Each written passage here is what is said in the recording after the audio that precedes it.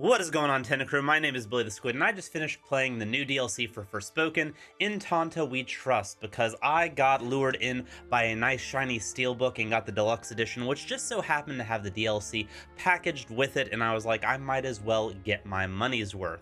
Now, from somebody who actually enjoyed a few aspects of Forspoken, I was going into this about as open-minded as I possibly could.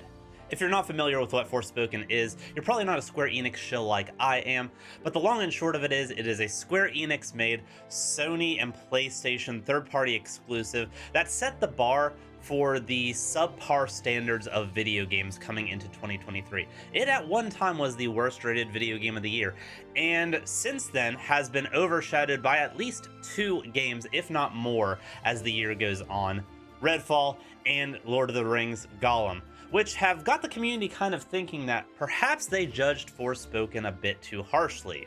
Regardless of the shifting public opinion of Forspoken, there's no doubt that it should never have been released in the unfinished state that it did. But here we are, and we also got a DLC for it. And you might be thinking, why would a game that people are rating so badly ever warrant a DLC? Well, that's because it was being developed simultaneously beside the base game, and they were going to release it no matter what. But in the months following the release of Forspoken and the reception that Forspoken got, did developers Luminous Studios have the time to improve the DLC to an optimal point before slowly getting sucked back up into the Square Enix entity? Or is In Tanta We Trust just more of the Forspoken same? Let's talk about that and the potential future of Forspoken as a franchise. If you're curious about my full take on Forspoken's base game, there will be a link down below in the descriptions, or click the time card up above. And if you're concerned about spoilers for Forspoken or its DLC In Tanta We Trust, go ahead and click away now, because there will be plenty of spoilers in this video for both. But without further ado, what does this DLC add to the Forspoken universe? The DLC starts out with Frey and a newly tattooed Cuff walking through one of the more desolate regions of Athia, looking for a way to stop the break, when they come across a tombstone and Frey starts getting them little voices in her head. But this is a voice that she hasn't heard before, a female voice that I originally thought was her mother Tanta, but is actually someone completely different, telling her to go up and touch one of these tombstones that, if you have played Forspoken, you know is one of the ways that you can teleport to the past or whatnot and do some event. Well, she does just that, even though Cuff tells her no, no, no, and we are transported back to the start of the wars that ruined Athia. Specifically, we are transported to the height of the war between the Athenians and the Redig, and we are kind of thrown into the body of one of the Athenian soldiers. This soldier's name is Talia, and while I would have liked to have gotten a little bit more of this character themselves, since Frey has kind of been injected into their body, we just get more Frey that's kind of playing off of the emotions that Talia would feel. Apparently there's some sort of soul bond there, and what Talia feels, Frey also feels, and she acts out in a similar manner. The opening segment is very similar to what the base game is, with a lot of stealthing around a castle, trying to get away from guards, setting up plot points as they go. The first major plot point being that Talia has been injected by one of the generals of the Redig forces and gotten a really cool looking tattoo that reminded me of the Dark Prince's tattoo, with kind of the spiky chain blade circling around the arm, and this somehow gave her the ability to use some magic. Another major plot point being that Tanta Cinta, Frey's mother, also shows up miraculously and has agreed to help Talia get out of Redig control, but something is preventing her warping Voosh powers, and they have to manually go out on foot. Keep in mind also that even though Cuff is not displayed on Talia's arm, he is still part of Frey, who is now inside of Talia, and he still gives banter throughout, which I honestly really enjoyed. Since this takes place 4 months or so after the base game, and he's basically imprisoned within Frey, there's some snark there and some back and forths between the two that I find genuinely refreshing, and it kind of lets his character off the leash a bit. He's not as hateful as one would expect, but he still has a bit of a spite and sting to some of his words that definitely comes with being imprisoned by your arch enemy and stuck on them forever. But as I said before, this Prince of Persia 3 style tattoo does give Talia access to some magic, some of it being reskins of magic from the base game, such as Frey's base magic with the rock throw and the charge shot, or Silas's sword and big sword spells. But we also get some new magic, such as a light lance, a big shock wave that shoots out around us, and eventually we get the reskin of the shoulder charge, one of my personal favorites. It was a little bit disappointing to only get really 2 brand new spells from this DLC, with the rest being reskins, but that is kind of circumvented in a way because of Talia's interactions with Tanta and how Tanta will help in combat. You see, Talia's magic is all about building up an invisible meter on enemies that will eventually cause them to be frozen in time. When enemies are frozen in time, you can call upon Tanta to do a super move to them, and this has 3 different tiers to it. Each time you do one of these moves, the level of the next attack goes up to eventually a tier 3 spell that will effectively wipe out the entire battlefield that you're up against. This is a very neat new mechanic that I really enjoyed being implemented in the game.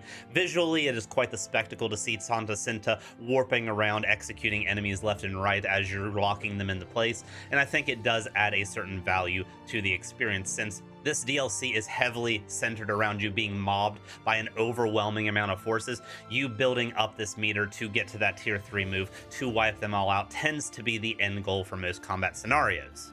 Another new mechanic introduced in this DLC is a bar that builds up for Tanta.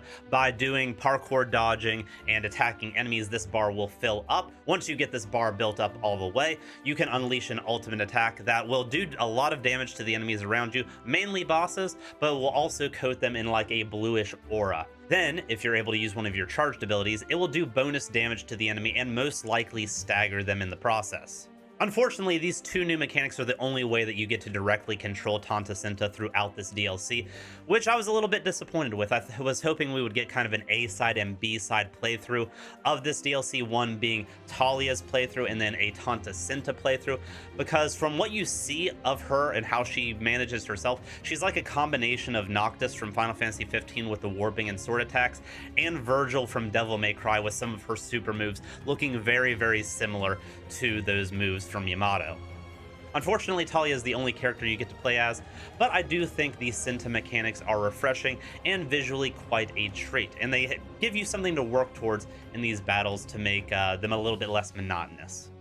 And unfortunately, monotonous is how I would describe the enemies of this DLC. There just isn't a lot of variety there. With you having your basic spear and shield soldiers and archers, you have a boss that's honestly really cool and flies around, but then they dilute that experience by making it a common enemy directly in the next fight, and then 2 bosses, one of which is recycled twice, and then the final boss at the end, both of which are honestly really good and one of the better bosses that have come out of this game overall.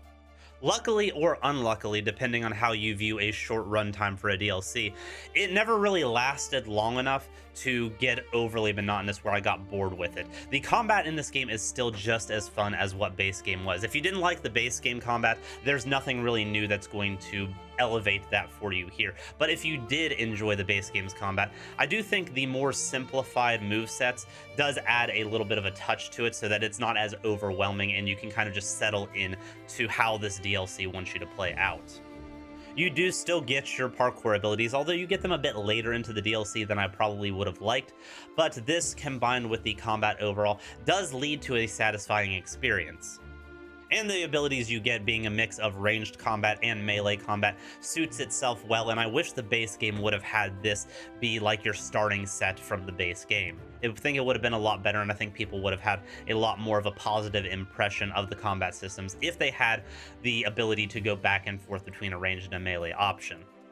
As far as the story goes, I really didn't mind the story from the base game of Forspoken, and I think this DLC only elevates that base story. Even if it does pull a little bit too much from other Square Enix IPs such as Nier and Nier Automata, I think that the story is genuinely good and intriguing, and it kept me wanting to push through the DLC to find out what was going on, what started the entire cataclysm that brought the break in. And we do end up getting that. It's nice to see the lore get fleshed out overall, and for us to actually get hands-on interaction with the Red Egg Forces, which are a bird cult that have taken in the tree part of the tree extremely seriously. So seriously, in fact, that I'm pretty sure that Elden Ring and Forspoken's DLC both are pulling from the same mythos source, with a giant tree absorbing people's souls. It's really uncanny, and it was the only thing I could think about towards the climax of this game. And as mentioned prior, the final boss is actually exceptionally good in this DLC, much better than what the final boss for the base game was. It was a very interesting fight. There's a lot of unique mechanics to it, and although one of the mechanics in particular was a little bit frustrating, it only ended up killing me once, and then I was able to kind of figure it out from there. Overall, an extremely satisfying fight.